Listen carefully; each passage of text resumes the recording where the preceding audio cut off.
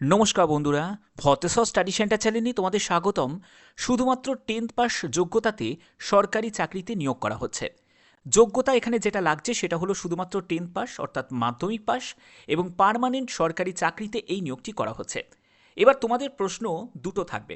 এক হচ্ছে যে স্যার, আমি যে কোনো রাজ্য থেকে কি অ্যাপ্লাই করতে পারি? হ্যাঁ, এখানে অল ইন্ডিয়া যে কোনো প্রার্থীরাই অ্যাপ্লাই করতে পারো, এবং তোমাদের পোস্টিং ওয়েস্ট বেঙ্গলেও তোমাদের পোস্টিং থাকছে, এছাড়া তোমাদের অন্য রাজ্যেও তোমাদের পোস্টিং থাকছে।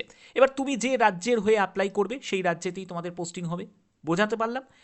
তো দেখতেই পাচ্ছ, all India male female both ক্যান্ডিডেটই অ্যাপ্লাই করতে পারে।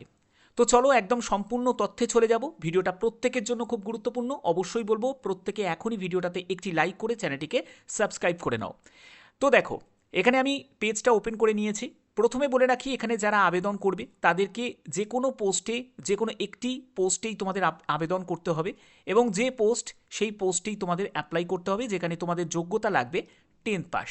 ওকে, আচ্ছা, জব রিকোয়ারমেন্ট দেখো, এখানে যারা তোমরা আবেদন করছো তাদের প্রথমে আগে জানতে হবে যে তোমাদের এখানে কাজটা কি থাকবে। তোমাদের এখানে তোমাদের opening closing of the section departments থাকছে, all over cleaning furniture equipments থাকছে, মানে একেবারে একটা গ্রুপ ডি লেভেলের কাজ কিন্তু তোমাদের থাকছে। তবে তোমাদের যে পোস্টে নিয়োগ করা হচ্ছে সেটা হলো মাল্টিটাস্কিং স্টাফ পোস্টে নিয়োগ করা হচ্ছে। ওকে, আচ্ছা, আবেদন তোমাদের শুরু হয়ে গেছে। আবেদনের শেষ তারিখ হচ্ছে 21শে এপ্রিল। 21শে এপ্রিলের মধ্যে তোমাদের অনলাইনে আবেদন করতে হচ্ছে। ওকে, আচ্ছা, তোমাদের এখানে এজ কি প্রয়োজন? 18 থেকে 25 বছরের মধ্যে তোমাদের এজ হতে হবে। এবং এখানে তোমাদের বলে রাখি, যারা এসসি এসটি আছো তাদের ক্ষেত্রেও কিন্তু ছাড় আছে। ওবিসি যারা আছো, দেখো এখানে পরবর্তী তোমাদের দেয়া আছে রিল্যাক্সেশন। এজ রিল্যাক্সেশনের ক্ষেত্রে যারা তোমরা এসসি এসটি থেকে বিলং করছো তাদের 5 বছর রিল্যাক্সেশন পেয়ে যাচ্ছ। যারা ফিজিক্যাল হ্যান্ডিক্যাপড তারাও কিন্তু এখানে 10 বছর 15 বছরের রিল্যাক্সেশন থাকছে। এছাড়া আদার কাজ থেকে যারা বিলং করছো তাদেরও কিন্তু রিল্যাক্সেশন থাকবে। পরবর্তী হচ্ছে যে তোমাদের এখানে এটা কিন্তু একটা সেন্ট্রাল গভর্নমেন্টের চাকরি। তো এখানে তোমাদের যারা এসসি এসটি ওবিসি ইডাব্লিউএস বা ফিজিক্যাল হ্যান্ডিক্যাপ থেকে অর্থাৎ রিজার্ভেশন ক্যাটাগরি থেকে তোমরা বিলং করছো, তাদের প্রয়োজনীয় ডকুমেন্টস অর্থাৎ সেন্ট্রাল তোমাদের কাস্ট সার্টিফিকেটটা অবশ্যই তোমাদের রেডি রাখতে হবে। ঠিক আছে, এর পরবর্তী তোমাদের এখানে দেখো সিলেকশন মোডটা কি।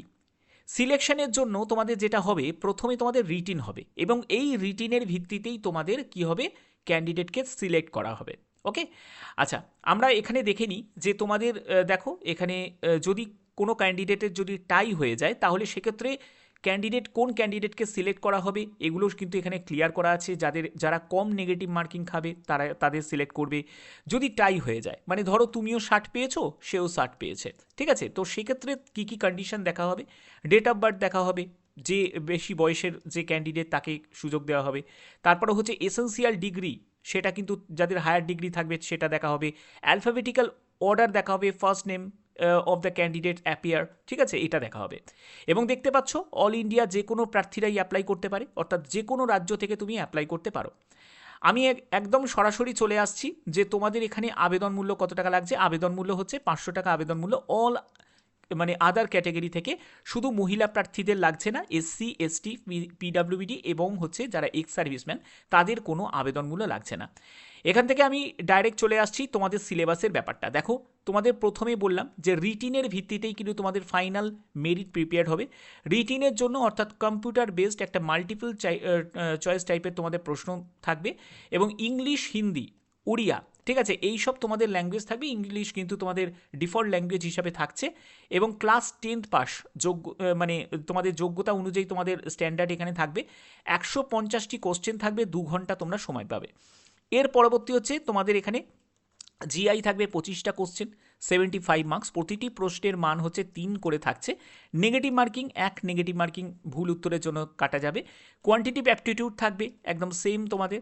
জেনারেল অ্যাওয়ারনেস থাকবে 50 তোমাদের কোশ্চেন থাকবে, 150 মার্কস, এবং ইংলিশ থাকবে 50 কোশ্চেন, 150 মার্কস। ওকে, এর পরবর্তী হচ্ছে, চলো এর পরবর্তী এখানে আর কিছু সেরকম নেই। এখানে কাস্ট সার্টিফিকেটের যে ডেমোগুলো সেগুলো দেওয়া আছে। তো এটা গেল একটা নোটিফিকেশন, ঠিক আছে, এটা গেল একটা নোটিফিকেশন। এবং এই যে নোটিফিকেশনটি এটি রিলিজ করেছে, এটা রিলিজ করেছে CSIR তোমাদের IIMS এর তরফ থেকে, যেখানে তোমাদের ভুবনেশ্বরে পোস্টিং হবে। এবং ব্যাক টু ব্যাক দেখো আরেকটি নোটিফিকেশান রয়েছে, যেটা হলো CSIR, সেটা হলো IICBর তরফ থেকে। এখানে আবার কলকাতাতে তোমাদের পোস্টিং হবে, অর্থাৎ ওয়েস্ট বেঙ্গলে পোস্টিং হবে। এবং এখানে তোমাদের মাল্টিটাস্কিং স্টাফ, আগে যেটা দেখালাম সেটাও কিন্তু MTS-এ নিয়োগ করা হচ্ছে, এখানেও তোমাদের MTS-এ নিয়োগ করা হচ্ছে। যারা কলকাতাতে এখানে যারা অ্যাপ্লাই করবে তাদের ক্ষেত্রে তোমাদের এখানে 4 এপ্রিল 2026 হচ্ছে আবেদনের শেষ তারিখ। এবং শিক্ষাগত যোগ্যতা যেটি প্রয়োজন সেটা হলো MTS পোস্টের জন্য তোমাদের এখানে শিক্ষাগত যোগ্যতা হলো মাধ্যমিক পাস, এটাই কিন্তু এসেন্সিয়াল কোয়ালিফিকেশন। তবে যদি উচ্চ মাধ্যমিক থাকে তুমি অগ্রাধিকার পেয়ে যাবে। ওকে, ভ্যাকেন্সি এখানে তোমরা দেখতেই পাচ্ছ। এবং পরবর্তী যেটি ভুবনেশ্বরের, এখানে তোমাদের যে ভ্যাকেন্সিটা রয়েছে আমি সেটা তোমাদের দেখাচ্ছি। দেখো এখানে ভ্যাকেন্সি এই যে 7টি মতো ভ্যাকেন্সি রয়েছে, ঠিক আছে। এজ লিমিট এখানে দেওয়া রয়েছে এবং এসেন্সিয়াল কোয়ালিফিকেশন হচ্ছে মাধ্যমিক। এখানেও কিন্তু সেই উচ্চ মাধ্যমিক থাকলে তুমি অগ্রাধিকার পেয়ে যাবে। ব্যাপারটা ক্লিয়ার করতে পারলাম আশা করি, ঠিক আছে। সিলেবাস, পরীক্ষার সিলেবাস দুটোর ক্ষেত্রেই কিন্তু সেম, কোনো সিলেবাসে কিন্তু কোনো পরিবর্তন নেই, একদম একই রকম সিলেবাস যেটা তোমাদের আগে দেখালাম সেরকমই তোমাদের সিলেবাস রয়েছে। এবার তোমাদের ফর্ম ফিল আপ কীভাবে করতে হবে, ঠিক আছে। ফর্ম ফিল আপের ব্যাপারের জন্য আমি একদম অফিসিয়াল পেজে চলে যাচ্ছি, সেখান থেকে তোমাদের ব্যাপারটা বুঝিয়ে দিচ্ছে। দেখো ফর্ম ফিল আপের জন্য আমি দেখতে পাচ্ছ একদম অফিসিয়াল পেজে ভিজিট করেছি। তো CSIR IMMT, ঠিক আছে। এবং এখানে তোমাদের ইনস্ট্রাকশন অফ ক্যান্ডিডেট, কিছু ইনস্ট্রাকশন তোমাদের ফলো করতে হবে। কি কি বলা হয়েছে দেখে নাও। পাসপোর্ট সাইজের ছবি 50 কেবির মধ্যে হতে হবে, সিগনেচার সেটাও 50 কেবির মধ্যে হতে হবে। তারপরে হচ্ছে যে SBI যে কালেক্ট যে রেফারেন্স নাম্বার সহ যে আছে সেটা হচ্ছে 500 টাকা হচ্ছে আবেদন মূল্য, সেটা তোমাদের ব্যাপারটা বলা রয়েছে। এবং তোমাকে সার্টিফিকেট এবং মার্কশিট, তুমি মাধ্যমিক পাশ করেছো সেটাও কিন্তু, এবং কাস্ট সার্টিফিকেট সেটা 5 MBর মধ্যে হতে হবে এবং সেটাকেও স্ক্যান করে আপলোড করতে হবে। এডুকেশন কোয়ালিফিকেশানে যে তোমাদের সার্টিফিকেটের মার্কশিটের যে সম্পূর্ণ ডিটেলস সেটা কিন্তু তোমাদের দিতে হবে। তারপরে হচ্ছে তোমাদের যদি কোনো রিল্যাক্সেশন তোমাদের থাকে, মানে এজ রিল্যাক্সেশন থাকে, তাহলে সেটার জন্য তোমাদের প্রয়োজনীয় সার্টিফিকেট তোমাকে আপলোড করতে হবে। এগুলো কিন্তু সব এখানে মেনশন করা আছে। ওকে, এবার দেখো সিম্পলি আমি অ্যাপ্লাই নাও অপশানে আমি ক্লিক করছি। যখনই তুমি অ্যাপ্লাই নাও অপশানে ক্লিক করবে তুমি তখনই দুটো অপশান তোমরা দেখতে পাবে, দুটোর ক্ষেত্রে সেম, ঠিক আছে। যেটা কলকাতাতে নিয়োগ হচ্ছে সেখানেও তোমাদের সেম, একদম ফর্ম ফিল আপটা সেম। ভুবনেশ্বরে যেখানে নিয়োগ হচ্ছে সেখানেও ফর্ম ফিল আপটা সেম, তার জন্য আলাদাভাবে দেখানোর কিছু নেই, একই জায়গায় আমি দেখিয়ে দিচ্ছি। তো রেজিস্টার নাও অপশান দেখতে পাচ্ছ, এবং অলরেডি রেজিস্টার যারা করেছে তারা কিন্তু এটা ফিল আপ করবে, আর যারা তোমরা এখন ফিল আপ করছো নতুন করে তাদের জন্য এটা।